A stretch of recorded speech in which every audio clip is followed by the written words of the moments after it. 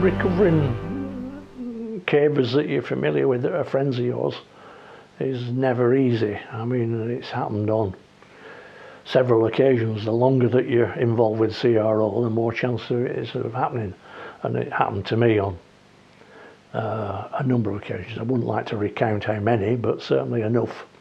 Yeah, it's something that you have to live with. I guess it's something that, you know, happens and returns, and I think about it on probably a more frequent basis than what you would expect. That's the penalty that you pay. I mean, no specific incident, but certainly quite a few. I would say probably in the region of about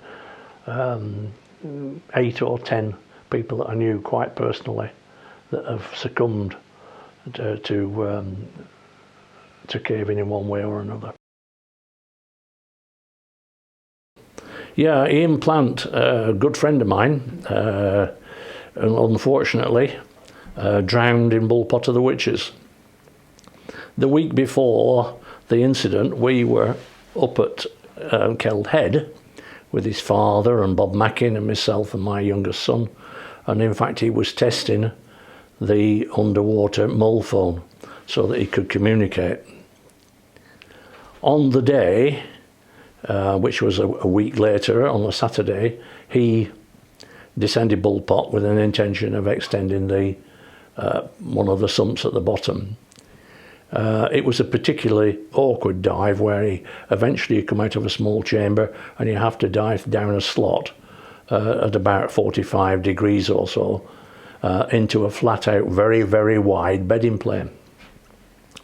So Ian went off along this bedding plane apparently, and this is supposition on my part because obviously we weren't told exactly what had happened. We had to sort of fill in the blanks. Eventually he went along this to some distance and appears to have had some trouble with one of his diving bottles, so he had to change to a reserve bottle. He then decided he'd got to turn round and exit, and in the process of turning round and exit he lost the guideline.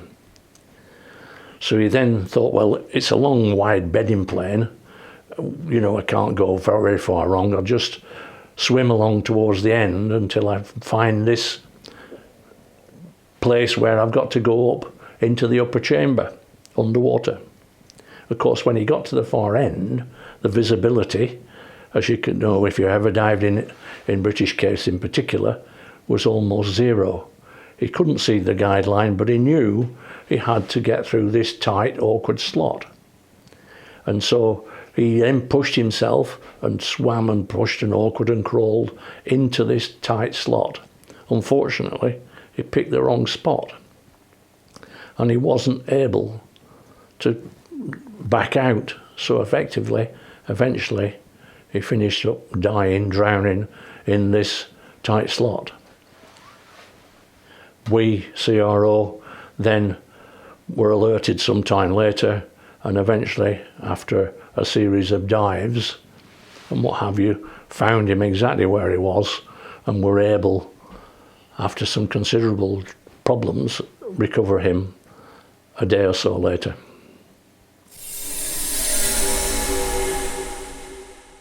Jim Newton in Lost Pot, a good friend of mine, Jim, an old codger. Jim went down Lost Pot with an intentions, I believe, of working his way out and coming out of Lost Johns, along with a small party of cavers.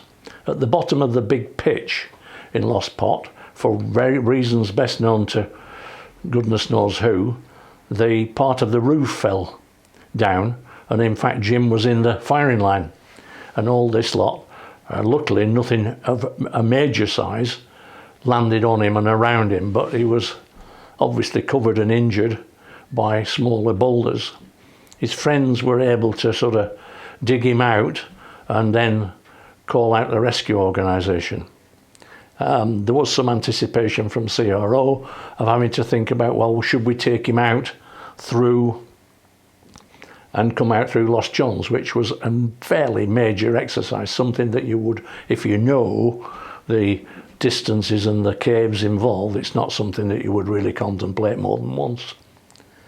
So eventually we finished up bringing him out of Lost Pot, and for my part, because I'd been away for the day, arrived somewhat late and finished up in the top of a very tight rift, and Jim was at the bottom in a stretcher, and eventually had to take him out of the stretcher and we put him into a harness, because there's no way we could have got Jim up and round what was a 90-degree bend at the top, a flat out crawl. So we hauled him up in his harness, and eventually Jim popped up, and I was there holding a stemple in place with a pulley on it, and we were able to pull him up and get him level and talk to him. He was lucid, he was in a lot of pain. We were able to get him level and pull him up through this tight slot, and of course there were two guys helping me, and up popped Jim. And of course what they didn't know, that Jim only had one eye, he had a glass eye. And of course these two young kids that were with me suddenly sort of yelled, "Oh my goodness, he's lost an eye." And I said, "Don't worry about it, it's here in my pocket somewhere." Anyway, we proceeded to rescue Jim and get him out, and luckily he survived to tell the tale. Yeah, Dave was a nice guy, really quite friendly. He'd been fairly heavily involved with the team, and in fact he was so keen and so enthusiastic and competent that they'd made him a provisional underground controller not long before the incident occurred. And as it turned out, it was an incident just after the annual general meeting, or just as we finished, and we got this call to go to two cavers that were missing in Rounton Pot in Kingsdale. Dave went along with another of our controllers, and before we knew it, they were up the hill and down the entrance to Rounton Pot, whereas another team went in Kingsdale Master Cave on the grounds that these two guys might have come through and into the Master Cave and be stranded somewhere.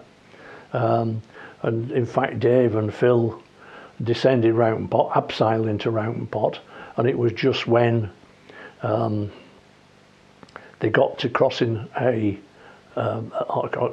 ledge underneath a waterfall that Dave, for whatever reason, fell off the ledge but was still fastened to the rope, a traverse rope, and of course because of the weight of the water and his weight, he was washed off the ledge and hung down in the bottom of a V, which he couldn't recover.